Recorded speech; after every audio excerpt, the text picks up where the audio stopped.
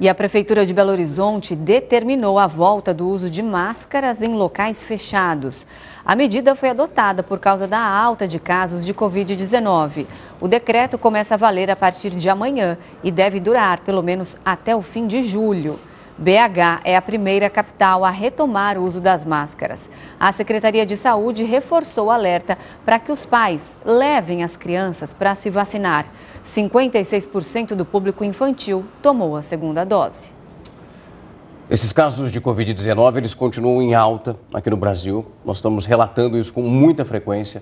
Esse aumento ele pode estar ligado com algumas subvariantes da Ômicron. Para entender um pouco mais sobre isso, nós vamos conversar com o virologista da DASA, José Levi.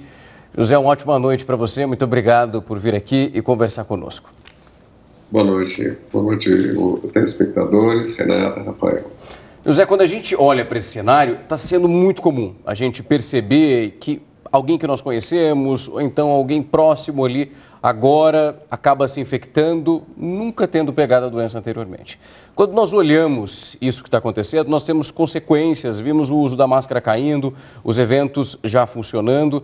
É possível também colocar nas costas dessa subvariante a responsabilidade por esse aumento de casos? Sem dúvida.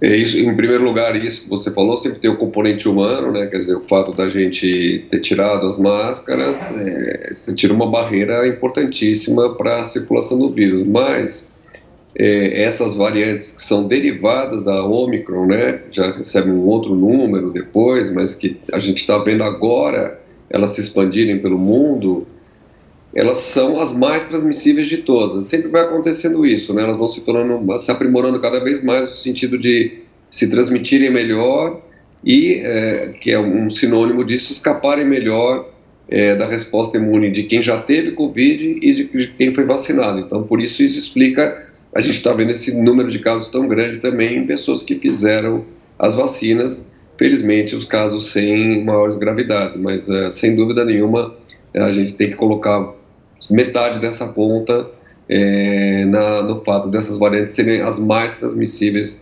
descobertas ou que surgiram até o momento. José, boa noite também. A subvariante BA1, ela foi responsável por aquele surto que a gente viveu no fim do ano passado, dezembro, comecinho desse ano. Agora, qual é a subvariante em questão? Então, quando surgiu a Ômicron, em novembro do ano passado, na África do Sul, surgiram 3 irmãs, BA1, BA2 e BA3. BA1 foi a que dominou o mundo inteiro e causou aquela explosão no Brasil, culminando, né, com o final de janeiro, quando a gente teve o auge, né, o ápice do número de casos. Depois disso, de forma inesperada, até BA2, que só existia na África do Sul, saiu da África do Sul, mas posteriormente, ou pelo menos não de forma significativa, começou pelo norte da Europa e depois tomou o mundo também. Então a gente teve uma grande onda, né, de BA2 que também aconteceu no Brasil. A gente viu isso claramente, BA2 em abril principalmente, que é uma Ômicron, mas irmã da outra que causou a primeira onda, causando um aumento no número de casos e dominando, se tornando 100% dominante aqui no Brasil a partir de abril. E agora a gente está vendo que é um cenário novo na pandemia, uma onda, realmente, que é de variantes derivadas de BA2, que se chamam BA4, BA5, e nos Estados Unidos, principalmente, uma que se chama BA2.12. Essa também, nos Estados Unidos, é o que está dominando o cenário e, portanto, pegando também Canadá e México, que são países vizinhos. José, você falando agora da situação americana, estava acompanhando hoje um pouco mais cedo um podcast do New York Times, eles estavam falando sobre essas ondas, que elas vão aparecendo. E ao mesmo tempo que elas atingem as pessoas que nunca foram infectadas e agora estão se infectando, elas levam, na sequência, algumas pessoas que também já tinham sido infectadas. E aí a gente entra num outro panorama, que eu até queria discutir com você, sobre essa definição. Muitas pessoas sofrem da Covid longa. Aqueles sintomas que continuam aparecendo mesmo após aquele período da infecção. Até que ponto isso continua acontecendo? Porque parece que essa Covid longa ela vai ficando quase uma Covid eterna. Porque se uma pessoa é reinfectada, ela já tem ali os sintomas que vieram da última infecção dela, que causou uma Covid longa, é um ciclo que parece que é sem fim, que mostra a eficácia que esse vírus tem para continuar trazendo seus danos. Olha, a gente tem que separar, embora a sua pergunta seja super pertinente e eu acho que isso passa pela cabeça de muitas pessoas, mas são duas coisas diferentes. Conforme a gente vai tendo variantes mais transmissíveis, a chance de reinfecção vai aumentando. Então, se no começo a gente tinha uma taxa de reinfecção muito baixa, menor do que 1%, hoje a gente pode falar em taxas de reinfecção muito maiores. Quer dizer, o mais comum é você encontrar alguém que teve Covid mais de uma vez, né? Tem se tornado isso mais comum do que quem só teve uma vez. A Covid longa, na verdade, são manifestações clínicas de longo prazo, quando a pessoa já não é mais transmissível, ela já não está mais infectada pelo vírus, mas continua sofrendo as consequências daquela infecção inicial. Então, essa pessoa ela não está transmitindo, a pessoa que tem um Covid longa, mas ela continua tão suscetível a uma reinfecção quanto as outras pessoas, como a gente está vendo aí nessas situações de reinfecção cada vez mais comuns.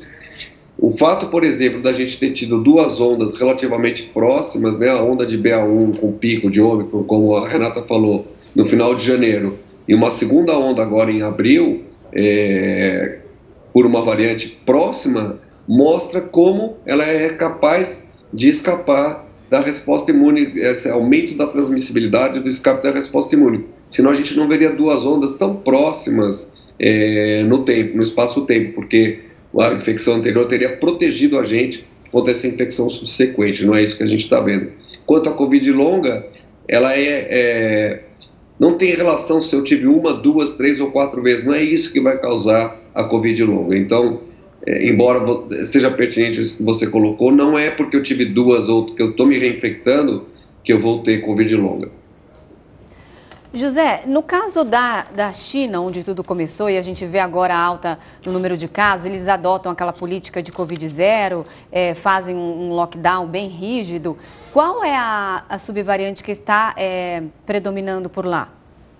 Na China é a BA2, e é essa que eu comentei com vocês, que saiu um pouco depois da África do Sul e chegou a dominar aqui o Brasil. A gente monitorou bastante essa BA2, vimos todo esse processo de substituição, mas na China ainda é BA2, na Coreia é BA2, que é essa irmã original da Ômicron, vamos chamar assim. Enquanto que, por exemplo, Portugal, que talvez hoje no mundo seja o primeiro ou o segundo país com o maior número de casos, já é essa que a gente chama de BA5, que é uma derivada de BA2.